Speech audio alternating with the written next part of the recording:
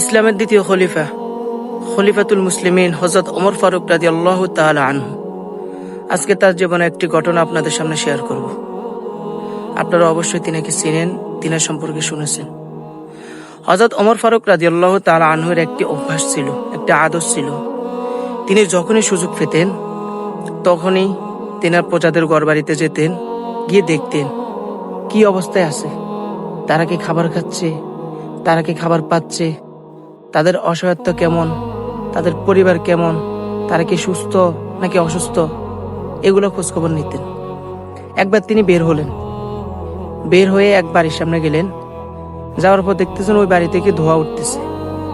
আগুন জ্বালালে যেমন ধোঁয়া উড়ে না, ধোঁয়া বের হচ্ছে। তখন তিনি বাড়ির ভিতর ঢুকলেন।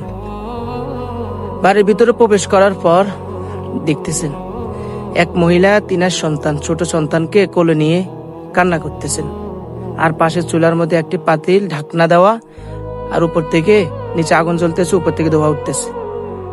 তখন খলিফাতুল মুসলিমিন হযরত ওমর ফারুক রাদিয়াল্লাহু তাআলা আনহু জিজ্ঞাসা করলেন, ও মহিলাকে, আপনি কি রান্না করতেছেন আর কার জন্য রান্না করতেছেন? তখন মহিলা কান্না করতেছে, ও খলিফাতুল মুসলিমিন, আমি তো কিছুই রান্না করতেছি না।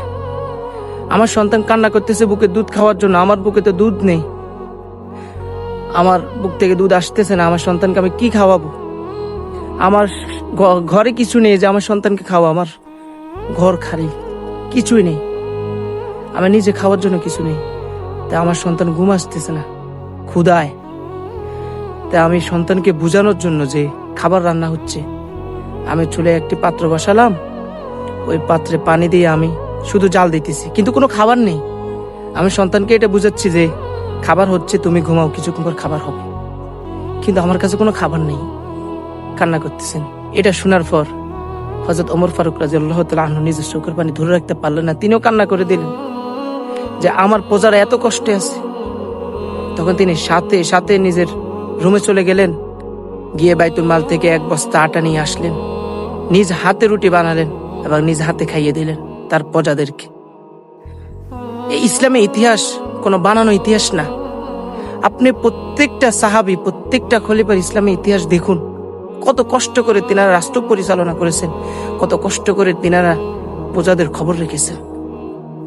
এ থেকে আমাদের শিক্ষা নেওয়া উচিত, আমরা সামনে আমাদের জীবন কিভাবে পরিচালনা করব, কিভাবে আমাদের সামনে জীবন যাপন করতে হবে। ইসলামের ইতিহাস দেখুন, পড়ুন, কিছু জানার চেষ্টা করুন। আল্লাহ আমাদেরকে আমল করার তৌফিক দান করুন। আসসালামু আলাইকুম ওয়া রাহমাতুল্লাহ।